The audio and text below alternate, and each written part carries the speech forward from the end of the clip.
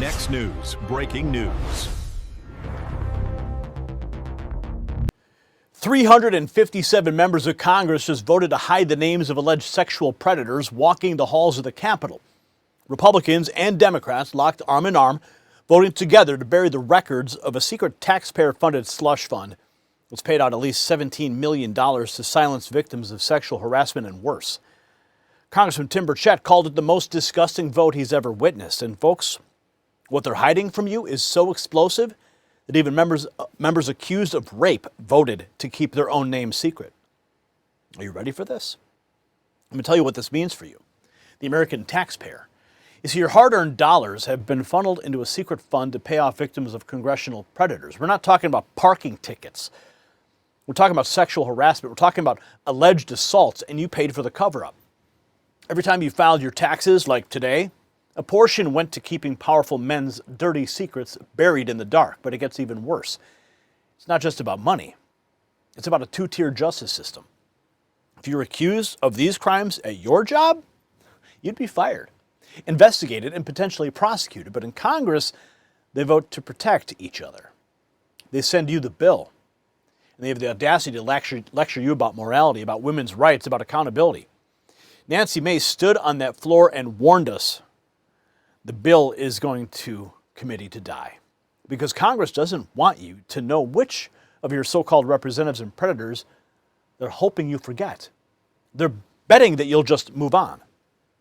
Speaking of Washington protecting their own interests while ignoring yours, I'm going to tell you about someone who's actually fighting for American independence. This is breaking news. The White House has just announced over $30 billion to secure America's critical mineral supply chain. They named a specific Alaskan project as a key strategic asset for U.S. mineral independence. Now, I've been to the Vizsla copper drilling site in Canada. I've seen it myself with my own eyes. What's happening right now in Alaska with the Palmer project is bigger than most people realize. President Trump just unveiled Project Vault, a $12 billion strategic minerals reserve designed to stockpile essential resources and keep America strong. While Congress plays games hiding their scandals, the Trump administration is building real American infrastructure in Vizsla Copper.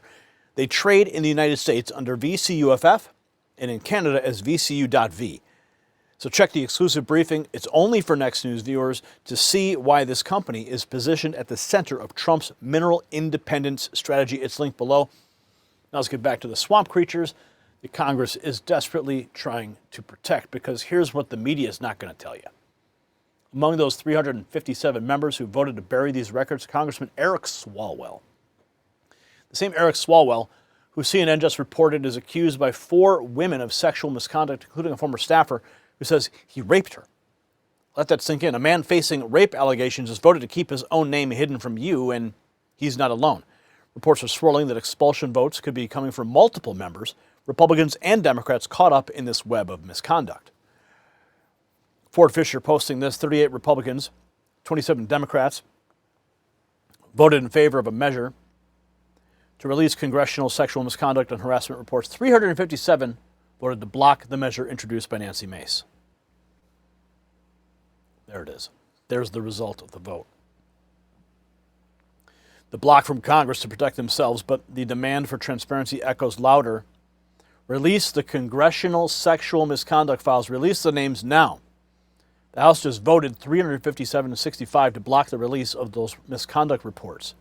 We demand the release of all the names of those who have committed sexual misconduct and who were bailed out with our taxpayer money. In a telling contrast on CNN, congressional reporter Daniela Diaz reveals how Washington is completely engulfed in scandals. Alongside Eric Swalwell, lawmakers Corey Mills, Tony Gonzalez are facing expulsion over severe sexual misconduct and tragic staffer deaths. Swalwell already resigning. Be major because on top of trying to expel Eric Swalwell, there could be also measures to expel Corey Mills, who's also faced allegations of sexual misconduct, and of course Tony Gonzalez, who we've covered extensively in the Washington D.C. media sphere for having an extramarital affair with a person who worked in his office, who then committed suicide. So this is going to be a very intense week on Capitol Hill as we see how the House members are going to react to this and how they're going to deal with Eric Swalwell, who is expected to be in Washington this week. Yeah, and some are even talking about a package deal where as many as 2 Republicans, 2 Democrats are expelled, or 1 Democrat, 1 Republican expelled this week. Could be extraordinary goings on. It is worth noting, Swalwell's the only one of these individuals not to be investigated yet by the Ethics Committee. So it would be unusual, but Congress certainly has the power to do it if they want to, correct?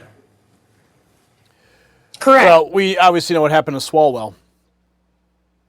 And now we have this from Tim Burchett.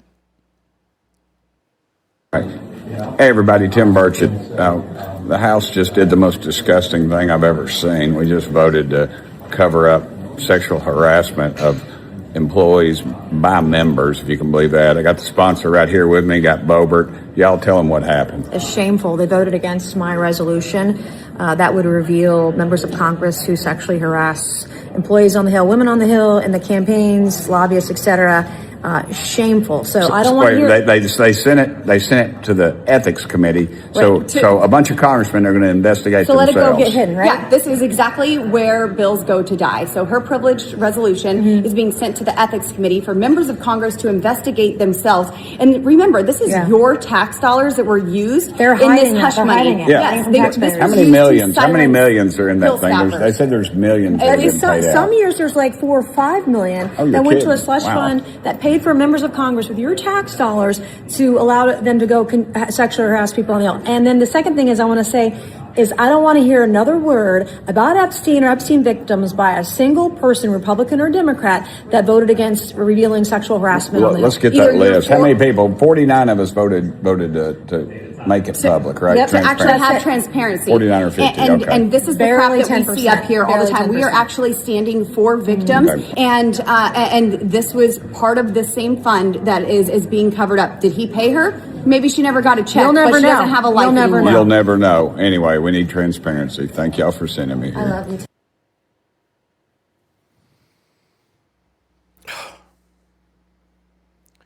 The clear cover-up underway. This contentious vote paints a damning picture.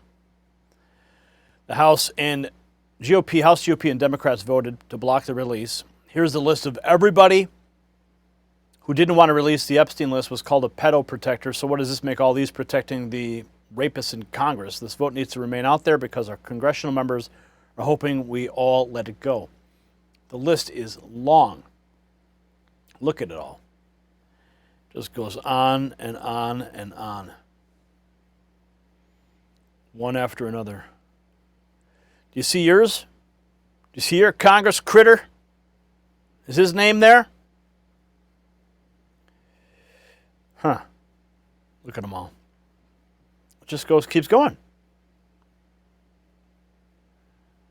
Wow. Oh, I don't see Swalwell, though. I see Sewell. Yeah, Swalwell was already out by the time that this vote took place. Oh, there's Schakowsky. Look, my goodness, it keeps going. Wow. End the slush fund. That's how the Post ends. Mace says both Democrats and Republicans push to send her bill releasing congressional misconduct files to committee. It'll bury the legislation. Democrats and Republicans are, I think, whipping to refer it to committee, which means they're going to protect each other once again. It will fail, and we won't get accountability or transparency. The American people are held to one standard, and Congress is held wholly to another. And you're going to watch men in Congress, Republicans and Democrats this afternoon, hide behind the veil of let the process play out, and it's going to get referred to committee and will not see the light of day. And it never will see the light of day because the process is broken. Why is it important to include lobbyists in your resolution? Well, it should include political campaigns. I mean, lobbyists have been harassed by members of Congress, and I've got media clippings about that from years ago. And that's why we're doing this. Like, do we care about women or do we not? And if this gets referred to the committee, then every woman, basically, Congress will have just spit in your face and said, you don't matter. You are a second-class citizen, and enough is enough, in my opinion. Okay, thank you, Congresswoman. Congresswoman Nancy Mace, as you know now, it did go to a vote. It's time to audit the secret slut fund members of Congress appropriated for their harassment, including their office budgets. What do we got here? Has been swept into a national moment of reckoning about the frequency and pain of sexual harassment. Here are 3 things you need to know.